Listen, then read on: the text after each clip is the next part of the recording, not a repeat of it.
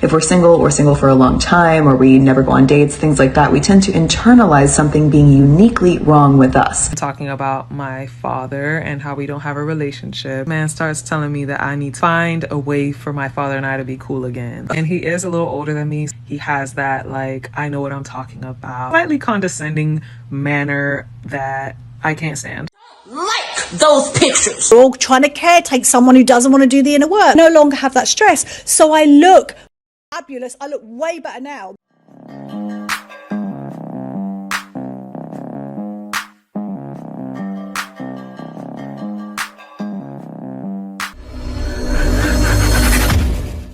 Hey guys, welcome back to More to Life. Before I get into this video, I ask that you like, comment, subscribe. Also, smash that notification bell just to be sure you get my videos as soon as I release them. Alright guys, let's hop right into it. I'm going to talk about approachability, and I'm going to use this person's comment because I think it's a really good one. Thank you so much for leaving it. I think we internalize a lack of approachability, or just assume that because we're not being approached in public or asked out in public or flirted with in public, that we are unapproachable or unattractive, undesirable, things like that. But it's happening to so many of us, and it parallels a lot with just singlehood in general. If we're single for a long time, or we never go on dates, things like that, we tend to internalize something being uniquely wrong with us. But I think there is something universally wrong with the culture. The short answer here is it's not us, it's everything. And I would really love for us as singles to stop internalizing negativity when things that we think should be happening are not happening. I think that we're not getting approached because nobody approaches anybody anymore. I think we're a really digitally reliant culture, specifically a dating culture and a single culture. And I don't think that there's a lot of in-person interaction the way we might want there to be. No, it's not that. It's not that. Let me give you an example, right? I'm old school, but still, it's been killed, right? And woman killed it. Approaching woman was killed by woman. And it maybe not have been your fault, right? Or maybe it has been. Think about if she would have to ask herself, has a guy ever approached me and I rejected him too harshly, right? Women don't realize those harsh rejections, it goes into a guy's soul, right? It really does. Guys really take it personal. I know I've been rejected kind of harshly before, and I took it personal, but I got over it right away. Not everyone gets over it right away, right? And guys see that, and guys don't want to be victims, right? Look what's going on with gyms, right? Why do you think there's no more recording in gyms? Like, there's so many different things that go into it, but hey, it's not the woman though. I'll say that. Guys not approaching you because you ugly. She's right about that. It is the culture, and woman killed it. Let me go on to the next video. Story time. I went on a date with a very famous actor and it ended up being horrible.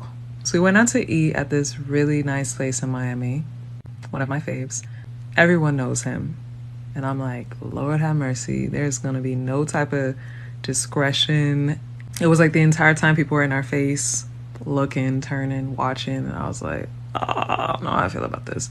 Anyway, we sit down, we have our table, we order food, and I don't even know how the conversation ended up here, but he starts talking about how he hates when girls wear Fashion Nova. Meanwhile, I'm wearing Fashion Nova. And I'm like, yo. So I'm too embarrassed at this point to even say anything. At the time, I work with Fashion Nova, like as an influencer. This is back before Instagram deleted my page, but whatever. I'm feeling really cute in my outfit, but I'm like, damn, sir. So we keep talking, we keep eating. The food was so damn good. I'm trying not to eat everything because I can eat a lot and I definitely am a plate clearer, but my outfit was really tight and like a light color, kind of like a stretchy material, where I was like, yo, if we do anything after this, I'm gonna look pregnant if I keep eating. So I slow down. So we start talking about family and his family dynamics and my family dynamics, and don't know again how this comes up, but I'm talking about my father and how we don't have a relationship, blah, blah, blah. How about this man starts telling me that I need to find a way for my father and I to be cool again. Sir, do you know this man? Do you know any of the reasons why we are not cool? Do you understand that there could be so many reasons, like he raped me, dropped the G, that we're not cool? Which he didn't, but either way, there can be a multitude of... And if he didn't grape you, let me give you an example, man. I gotta say this, right? You know why he told you cool with your father? If you're looking at your age, you're about 30, maybe going into 40, probably 30, around 30. Your father could pass any minute. Yes, you need to get cool with your father. Trust me, you will feel it. If you're not cool with him, you have to settle all those bad beefs y'all had, because once he's gone, that's why you need to be cool with him. You did not realize the man made total sense. You should be looking at him as wise, right? Now, the man probably tried to humble you earlier because he noticed that you're a little above yourself, right? Because you were. Look how you're talking now. So, him telling you to get cool with him, yes, you do. You need to do that. Reasons that I'm not with him, and he was just like, oh, you know, a lot of times people's moms don't tell you the whole story of what goes on with your dad, and then before you know it, you have animosity for him and it's not even real. And I'm like, it's crazy to me that men will literally defend other men that they do not know whatsoever off of the strength of what's happened in their current life. So I'm just drinking more. I'm like, Lord have mercy, what is this date? And he is a little older than me, so he has that, like, I know what I'm talking about, like, slightly condescending manner that I can't stand. So I'm hitting him with a shake your head, Jess, shake your head.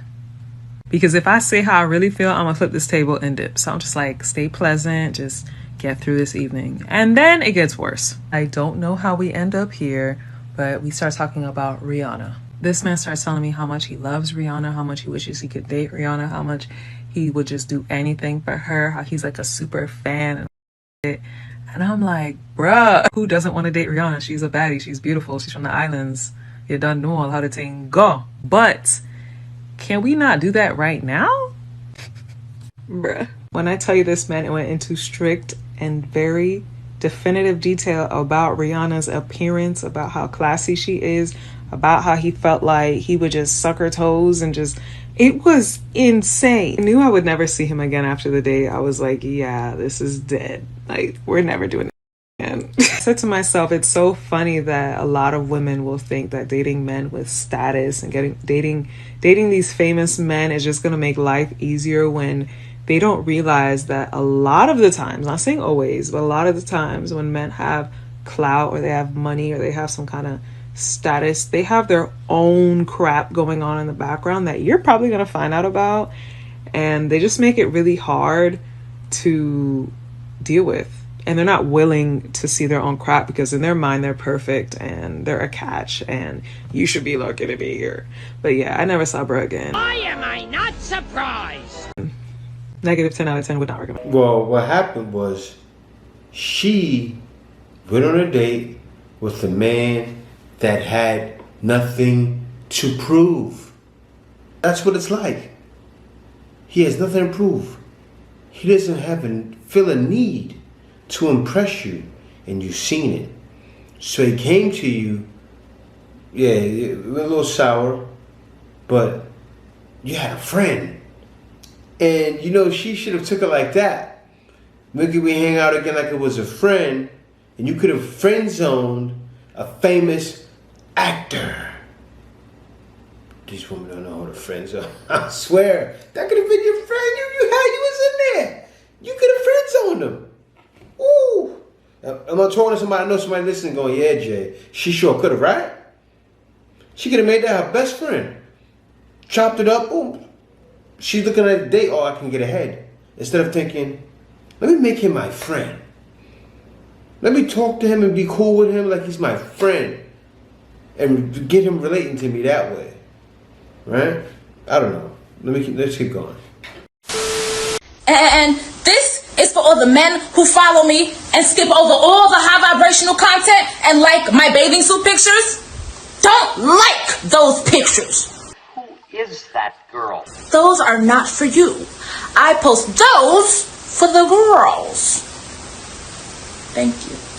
I'm crazy, I swear I don't love the drama. It loves me. I'm telling you, decentering men makes you age backwards. Look at divorce glow ups. Look at my story.